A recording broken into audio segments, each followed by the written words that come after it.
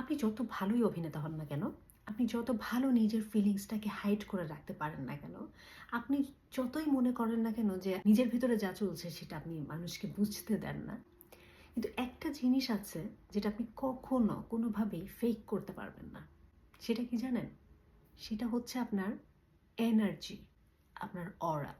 আপনি একজন নেগেটিভ এনার্জিতে ভরপুর মানুষ নাকি একটা পজিটিভ এনার্জিতে ভরপুর মানুষ, এটা আপনার আশেপাশে যখন মানুষ আসবে, বসবে, আপনার সাথে কথা বলবে, তারা সেই ভাইবটা পাবে, সেই ভাইব্রেশনটা তারা ফিল করতে পারবে। এটা আপনি ফেক করতে পারবেন না।